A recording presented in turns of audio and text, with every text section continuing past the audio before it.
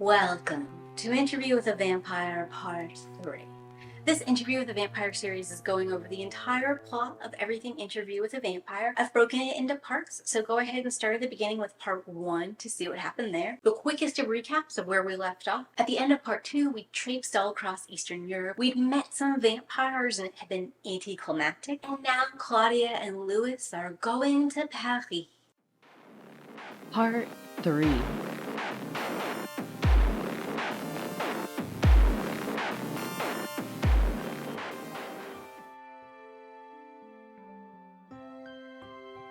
I think the very name of Paris brought a rush of pleasure to me that was extraordinary, a relief so near to well-being that I was amazed. Not only that I could feel it, but that I'd also nearly forgotten it. Interview with a Vampire, page 201.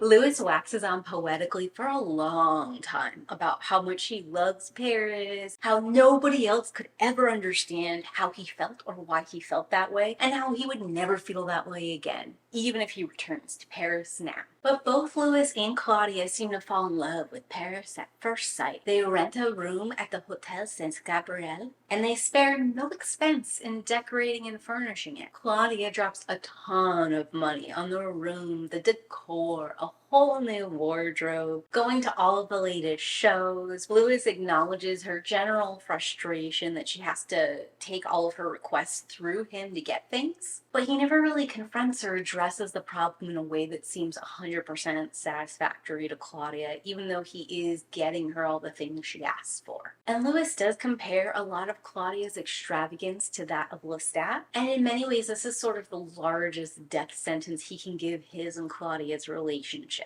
Louis still believes that Lestat chose and kept him specifically for his money and his financial liberties, and Louis has always jealously guarded those finances. And Louis disparaged a lot of Lestat's character through his love of extravagance and wealth and gauche poor taste. Claudia's love of the finer things in life would have eventually led Louis to despise her in much the same way he hated Lestat. And if we do just like a little bit of background digging in Louis's life, we can see that he has always really idolized characters who live frugally. Like Louis highly values his brother, spends all of his time praying and meditating in the oratory. And even though Louis loved his mother and sister, he did consider all of their parties and social gatherings sort of like a silly little thing he overlooked. And the second Louis's brother wants any money to become a saint or to help convert France or whatever, he dies. So it seems like there's a direct correlation to being frugal equaling good and wanting money for any reason being bad. And it seems like Louis can't help but value frugality and resent anyone who wants to live with more than just what they need.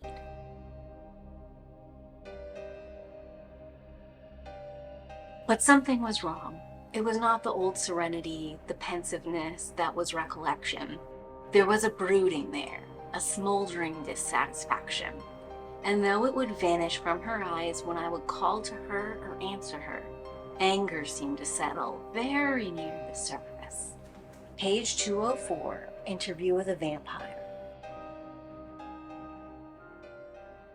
While Louis and Claudia are both re-energized by Paris, it does not solve all. Louis seems to be fixated on all the ways Claudia is like Lestat. And Claudia is busy dealing with her own childish visage and what that means for her in her immortality. Both of them retreat further into their own woes instead of confiding in one another. All of which boils over into a massive fight between Louis and Claudia, where Claudia is venting her frustration at how she will always appear a child and never be a grown woman. And it seems to me that Louis just wants to move on with life. He doesn't understand why this is such a big deal or why they have to keep talking about it. And eventually Claudia suggests that perhaps people don't see her as a child anymore, but they see her as a little person. And she does it in this sort of derogatory, unkind manner that causes Louis just to explode with rage and to claim that he has no culpability in this situation and the whole thing is not his fault. And what what do you even want him to do? And that's when Claudia stops him and asks him what sex was like, which is a huge transgression of their relationship. It's not something that seems to have ever come up before, and from this point forward in the novel, there'll be a lot more sexual innuendo and implications.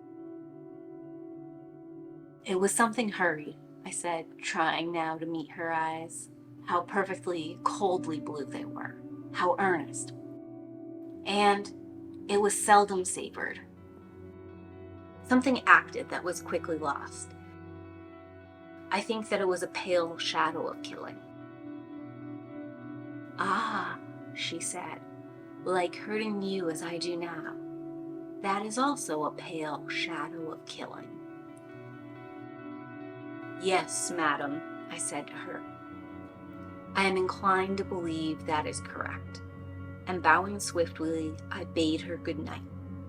Interview with a Vampire, page 207.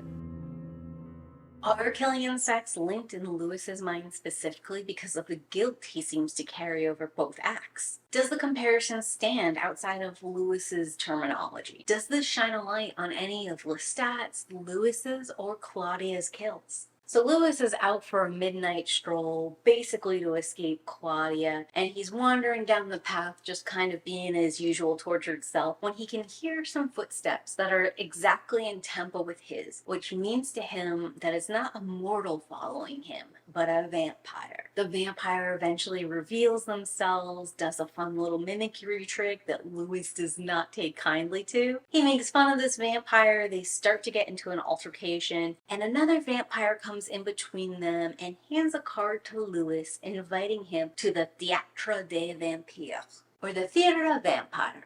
Apology for butchering that and continuing to butcher it. The next evening, both Lewis and Claudia attend the Théâtre des Vampires. All the other patrons are human, and Lewis is beginning to think that maybe this is a bust when the show starts, and he realizes that all of the actors on the stage are actually vampires. They take a young, innocent, and terrified human woman, they throw her up on the stage, and she's basically begging for her life. One of the vampires takes on the persona of death and forces her to debate whether or not she's worthy of life. And eventually they overpower her and kill her on stage. It's a little bit unclear if the humans who are watching this are aware that this is an actual death or if they believe this is some form of performance. It is an invite-only theater, so it's possible these are just people who enjoy this kind of thing. Humanity's general love of blood sport. Whether people come to watch some sort of gallows execution or they're going to a movie theater full of blood and gore, what draws people to seeing this kind of violence portrayed on the screen?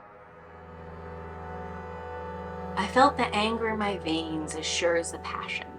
With a bowed head, she bore the whole responsibility for defending life. And it was unfair, monstrously unfair, that she should have to pit logic against him for what was obvious and sacred and beautifully embodied in her. I could feel her dying inside, weakening, and I hated him. Page 220, Interview with a Vampire. While Lewis is watching this, he is a riot of contradictions. He's horrified for this young girl. He feels generally terrible that this is happening to her. He wants to save and protect her. And at the same time, he is intensely jealous of the other vampires on the stage and wishes more than anything that he was up there killing her. Very similar to what we see when he originally meets Claudia as a human, and both wants to comfort that child and protect the child and wants to drain her dry. I wanted to cry out to her, to break her swoon. And I wanted her as he was moving in on her. Page 222, Interview with a Vampire.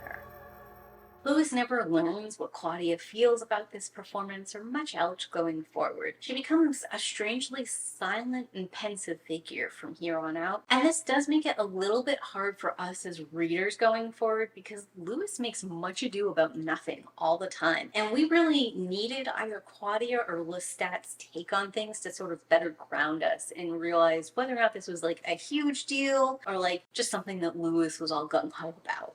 Finally meeting Armand. He was that auburn hair vampire that gave us the card to the theater in the first place. He's very still and pale. He looks no older than 15, but we find out that he's actually lived about 400 years as a vampire, and he claims to be the oldest living vampire. He seems to be detached from everything and everyone, and something about him just draws Louis magnetically to him. For his part, Armand also seems quite fascinated by Louis. So Armand basically takes Louis and Claudia on a tour. They see the crypts with a ton of artwork. They meet this mortal boy who likes to have his blood drained from him, and they both drink from him and leave him alive. Armand pulls them away from the public rooms and takes them to his private study for a more personal chat. Claudia sits in like this dazed silence, and Louis answers questions while he is like half hypnotized by this devil painting in the room. Almost flies into one of his like hallucinogenic flights of fancy, but it doesn't quite go that far. Although he never seems to get like a solid ground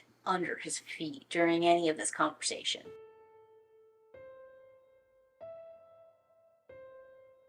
How each time he spoke, he seemed to arise out of a state of contemplation, very like the state which I now felt I was drifting, from which it took so much to wrench myself.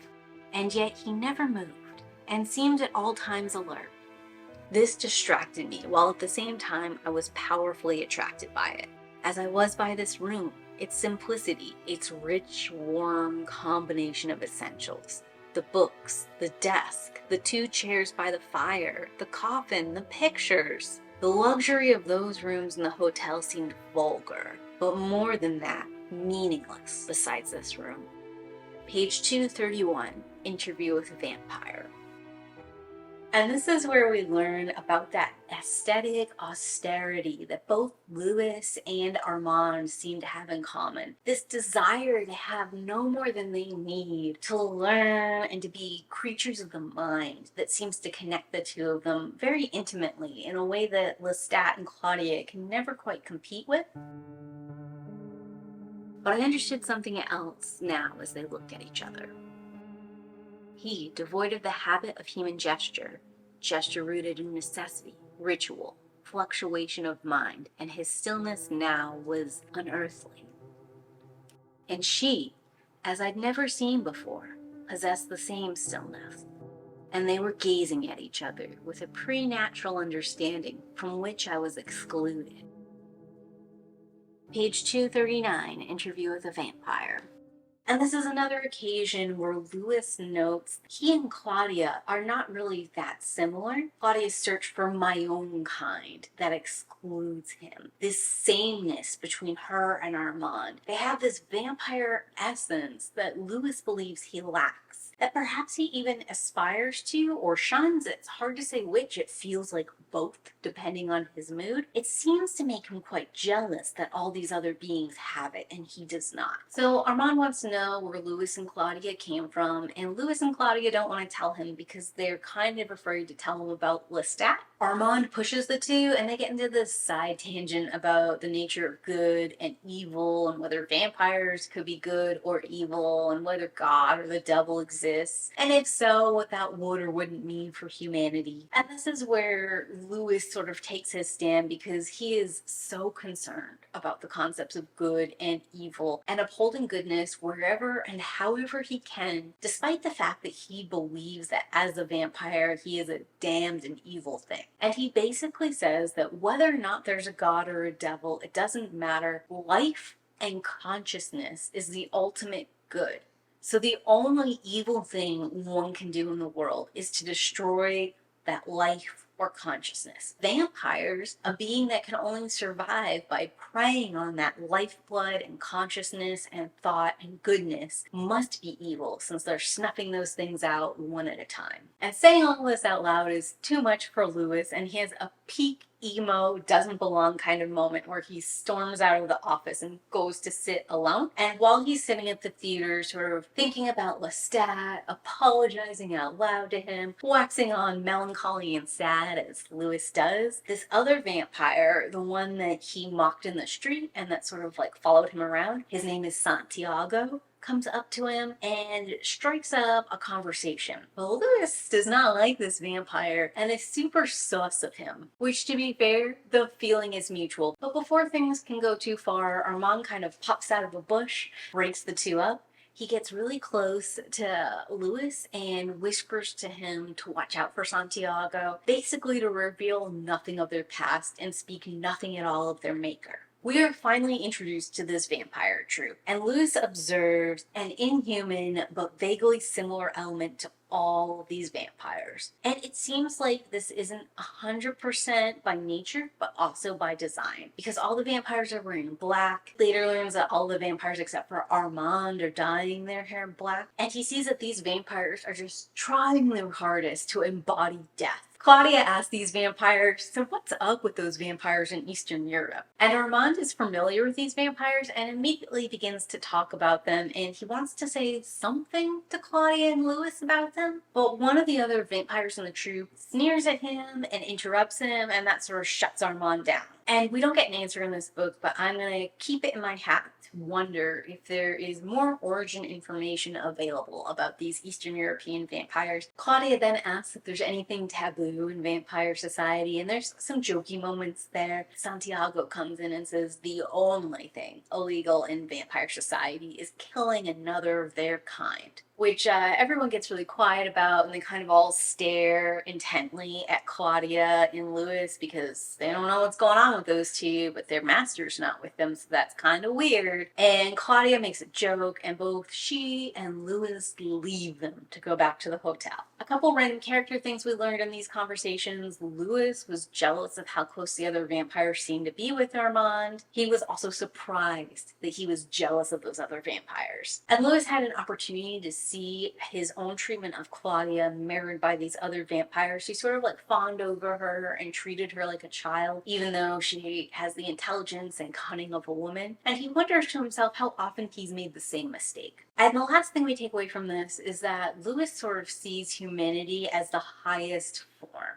Vampires are surrounded by all these great works of art, but they have created none of them. And they have no original thoughts or creativity of their own. They claim humanity is the more depraved because if you can think it, then you can do it. And all the artwork that they have around them is of death and like horrible end times, angels and demons kind of fights. But the fact that humans seem to be capable of art, emotion, philosophy, wisdom, are all things that Louis values, while this stagnation and call to uniformity these other vampires have going on sort of repel Louis and make him realize just how horrible vampirism is. It's probably the least surprising twist that when Louis and Claudia finally get to meet and interact with other vampires, they hate them. It might even be a competition whether or not they hate these vampires more than they hated Lestat. At least in Louis's case, we know he's got like some kind of fond hindsight vision of Lestat that he kind of loves. And also Claudia worries that that vampire troupe will find out what she did to Lestat, and Louis quickly corrects her with what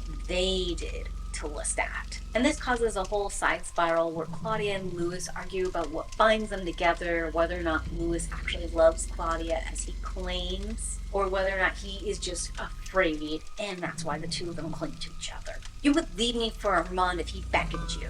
Never, I said to her. You would leave me, and he wants you as you want him. He's been waiting for you.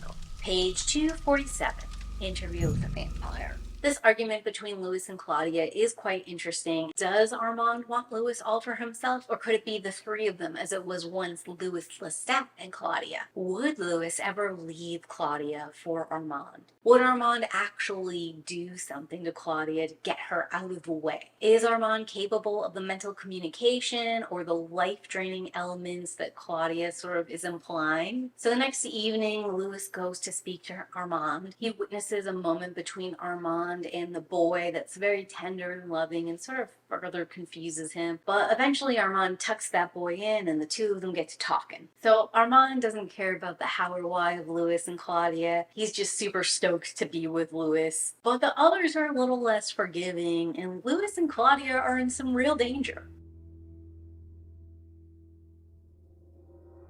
That the vampires of the world are a small number and live in terror of strife among themselves and choose their fledglings with great care. making certain that they respect other vampires mightily. There are 15 vampires in this house, and the number is jealously guarded. And weak vampires are feared. I should say that this also, that you are flawed, is obvious to them. You feel too much, you think too much. As you said yourself, vampire detachment is of no great value to you. And then there's the mysterious child, a child who can never grow, never be self-sufficient. I would not make a vampire of that boy there now if his life, which is so precious to me, were in serious danger. Because he is too young, his limbs not strong enough, his mortal cup barely tasted. Yet you bring with you this child. What manner of vampire makes her, they ask. Did you make her? So, you see, you bring with you these flaws and this mystery, and yet you are completely silent. And so you cannot be trusted, and Santiago looks for an excuse.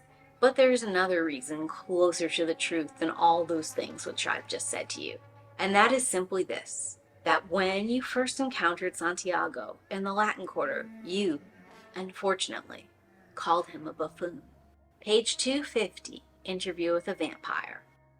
So Louis longs to confide in Armand. He struggles to understand the other vampires' need to conform. He regrets judging Lestat and condemning him. He wants to confront Armand about Claudia's fears, but is too afraid to do that because it would break Claudia's confidence. And Armand, for his part, counsels Louis to avoid the other vampires because his face just gives everything away. Louis asks Armand just to stop the others so they can all hang out. And Armand says he doesn't have the power to do that, or more accurately, he doesn't want to employ the amount of energy and power it would take to maintain that kind of control. And that's when Louis realizes all he really wants to do is just sit in Armand's room, be with him forever. He sees Armand as exactly the kind of teacher he wanted, that Lestat was unable to be, and he feels he could spend lifetimes learning with Armand and traveling across the world to see new things. But Louis can't stay here with Armand because Claudia is waiting for him at home. And this is where resentment about his role with Claudia starts to seep into Louis.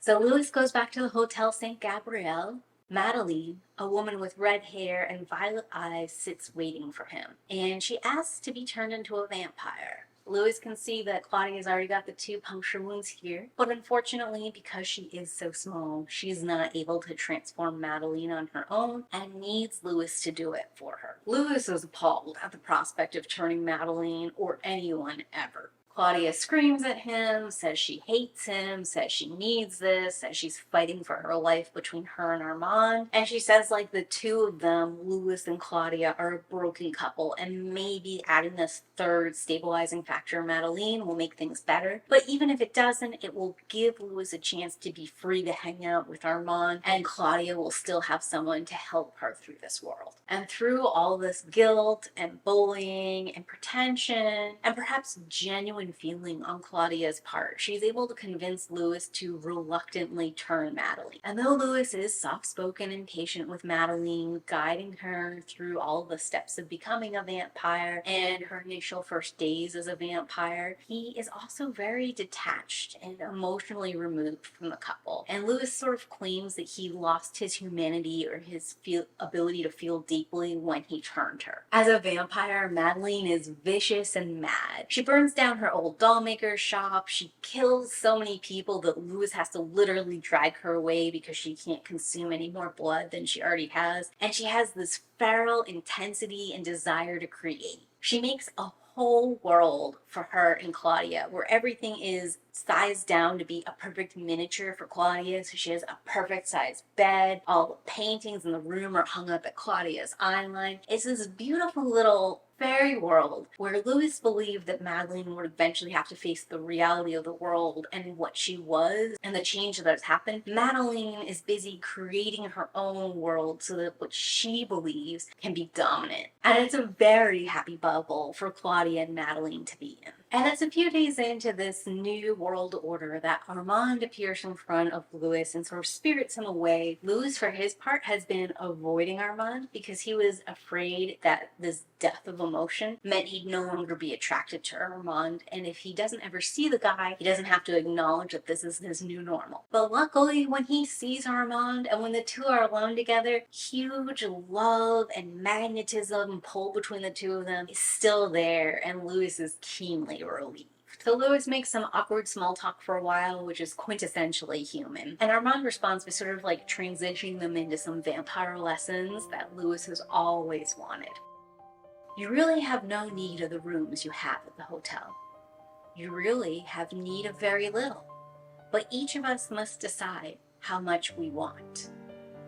Interview with a Vampire, page 278. So Armand and Louis bond over how much they're both on the same page about like a proper lifestyle. There is an immense similarity between the two when they talk about personal physical comforts. And this similarity sort of highlights how differently the two of them view humanity and morality as a whole. While Armand just seems detached and passive and like discomfort doesn't bother him, like he's beyond that, it seems more to me like Louis welcomes discomfort as part of like a punishment for being this evil immortal being. So then Armand starts stating some facts: that Claudia now has a new guardian, that Louis can leave her, that Louis wants to be with Armand, and then that Louis for some reason is still staying with Claudia and Madeleine. And Louis blusters a little bit and explains how he isn't a paramour to Claudia, he's Claudia's father. Daughters can't discharge their father. Fathers are responsible for their daughters until they die.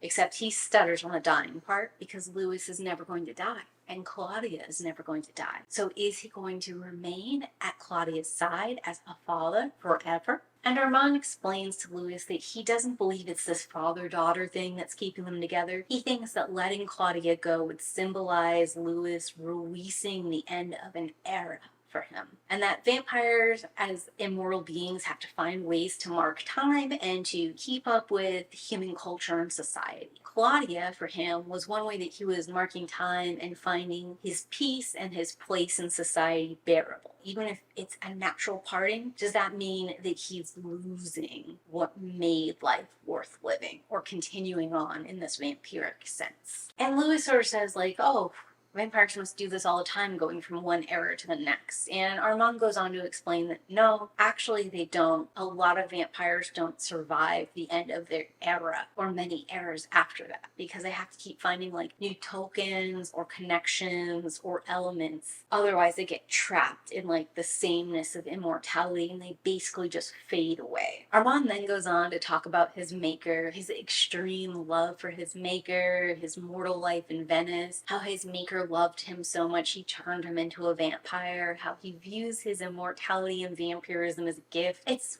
quite sweet. He's completely shocked when Louis says that his maker held no love for him, and he sort of hates Lestat, that Lestat turned him just for money, and can you imagine only being wanted for material reasons? And it's through this conversation that Armand and Louis realize that there's a mutual need between them. Louis needs Armand as a mentor and a steadying figure in his life. And Armand needs Louis to be his 19th century era. And Louis explains that Armand is terribly mistaken. Louis feels out of place and out of step everywhere he goes and around everyone, and that he's disappointed everyone he truly loves. And Armand laughs at him. That out of place feeling is what everybody feels in this time. Louis is this century's lonely, broken heart. And as for the vampires at the Théâtre des Vampires, they reflect the age and cynicism which cannot comprehend the depth of possibilities, fastidious, sophisticated indulgence, and the parody of the miraculous, decadence whose last refuge is self-ridicule, a mannered helplessness. Interview with a Vampire. Louis warns Armand that how he feels is torture and that no one would want to feel as difficultly as he does. Armand agrees that he doesn't understand how Louis feels and begs him to start giving him those details about his and Claudia's relationship so he can understand better. So Louis talks about how hard it was for him to turn Madeleine and how he thinks that he's betrayed his one unifying principle and how it almost shattered any humanity he had left in him. him, and that Louis is still trying to come to terms with his own self-betrayal. And Armand tells him, hey buddy, don't worry about it, because I compelled you to turn Madeleine. I saw an opportunity. She's the right caretaker for Claudia. If you wouldn't have done it, I would have done it, but I thought you'd want a part in it, so I just gave you that little mental push, which makes Louis feel terrible and a little bit annoyed, and he tells Armand that he can never do that kind of thing to him again. Notably, Armand does not commit to one way or the other. Louis desperately wants to be with Armand, gives him the push to go back to the Hotel Saint Gabriel one more time and have his goodbye to Claudia.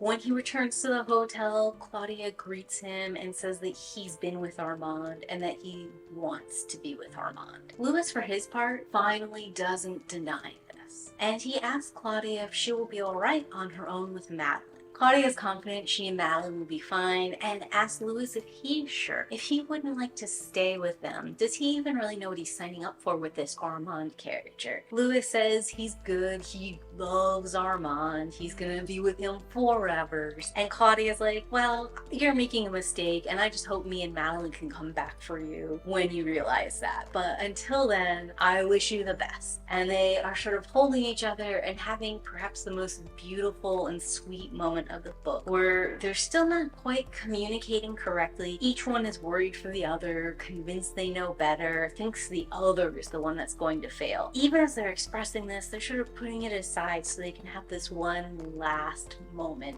and acknowledgement of all the time they had together. So of course, this is when the Théâtre des Vampires plans its surprise attack.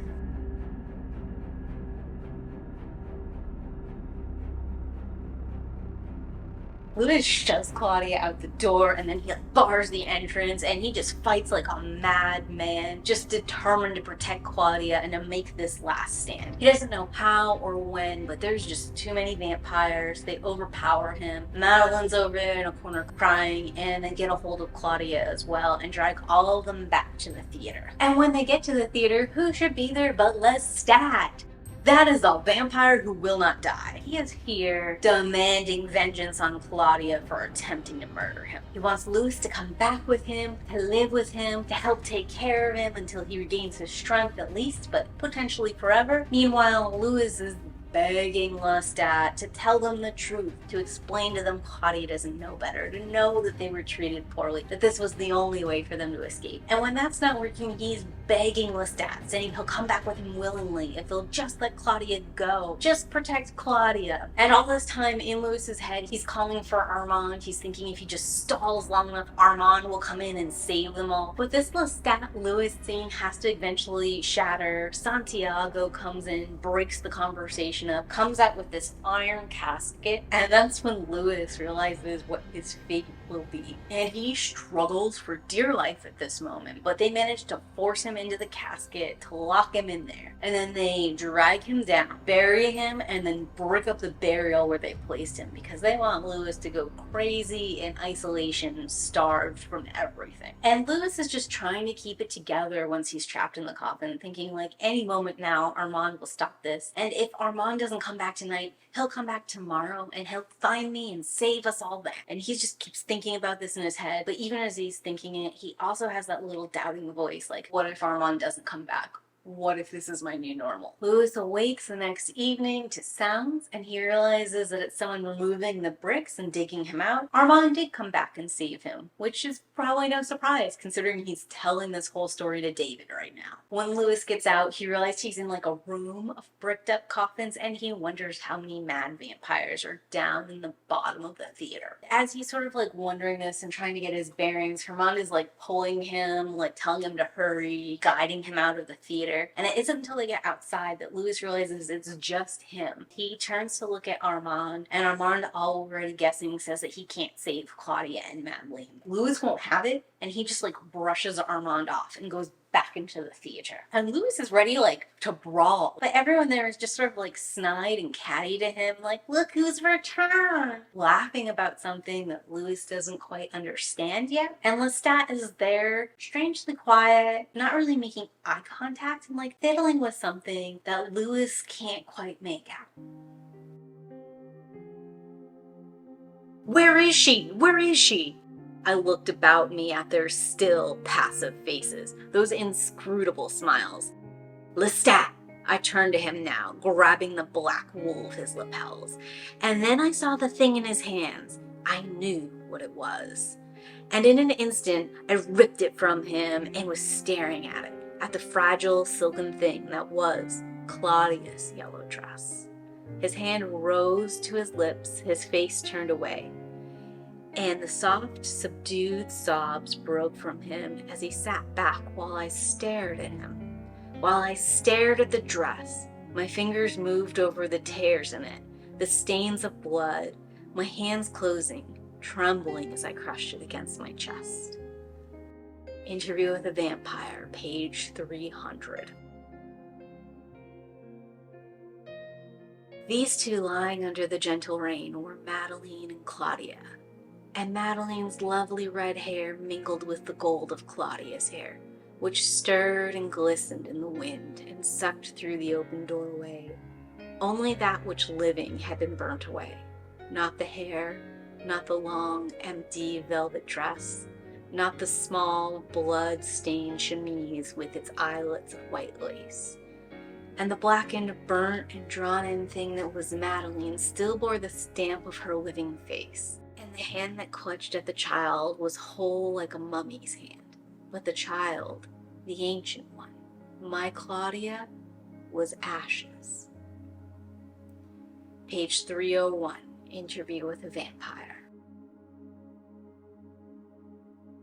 Au revoir, Claudia.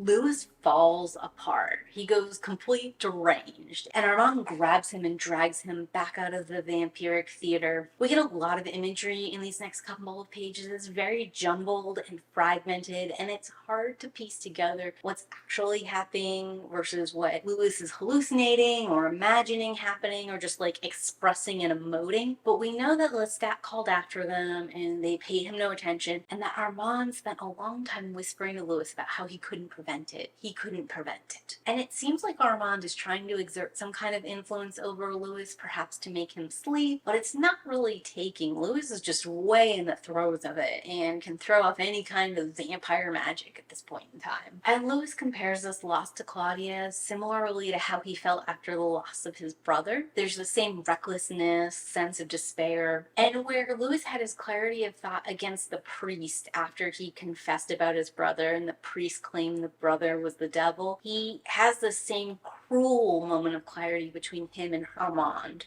I could not prevent it, Armand said softly to me, and I looked up to see his face unutterably sad. He looked away from me as if he felt it was futile to try to convince me of this, and I could feel his overwhelming sadness, his near defeat. I had the feeling that if I were to vent all my anger to him, he would do little to resist me. And I could feel that detachment, that passivity in him as something pervasive, which was at the root of what he insisted to me again. I could not have prevented it. But oh, you could have prevented it, I said softly. You know full well that you could have. You were the leader. You were the only one who knew the limits of your own power. They didn't know. They didn't understand. Your understanding surpassed theirs. He looked away still, but I could see the effect of my words on him. I could see the weariness on his face, the dull, lusterless sadness of his eyes. It was your own sense of self you would not violate, your own precious concept of truth. I understand you perfectly. I see you in the reflection of myself. That passivity in me has been the core of it all, the real evil. The weakness, the refusal to compromise a fractured and stupid morality, that awful pride. For that, I let myself become the thing I am when I knew it was wrong. For that, I let Claudia become the vampire she became when I knew it was wrong. For that, I stood by and let her kill Lestat when I knew that was wrong, the very thing that was her undoing. I lifted not a finger to prevent it. And Madeleine, I let her come to that, when I should never have made her a creature like ourselves. I knew that was wrong. Well, I tell you, I am no longer that passive, weak creature that is spun evil from evil till the web is vast and thick, while I remain its stultified victim. It's over. I know now what I must do, and I warn you for whatever mercy you've shown me in digging me out of that grave tonight where I would have died. Do not seek your shelter in the Théâtre des Vampires again. Do not go near it.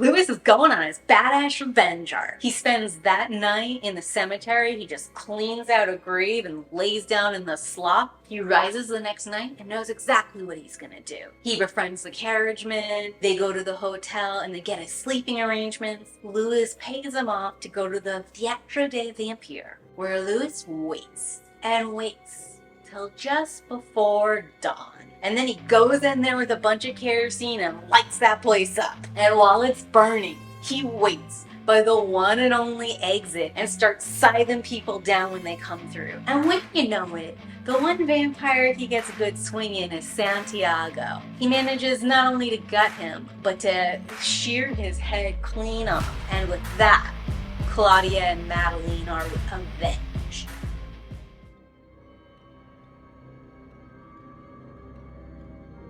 I couldn't take you away. I couldn't take you.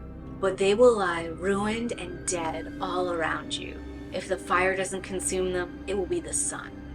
I promise you, they will all die as you have died. Everyone who is closeted there this dawn will die. And they are the only deaths I have caused in my long life, which are both exquisite and good. Page 309 to 310. So the next evening, Louis gets his Ocean's 11 after the heist moment. He goes to the Louvre. He stares longingly through the window, seeing the human guard, wishing, again that he was human and could do human things like chill at the Louvre.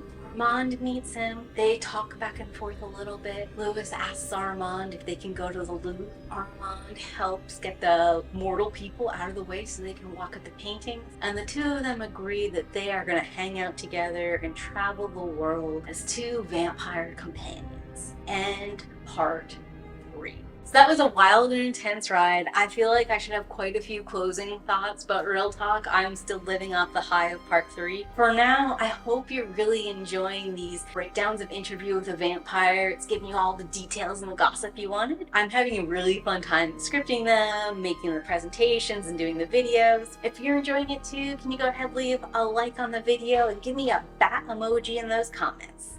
And as always, keep reading. Bye!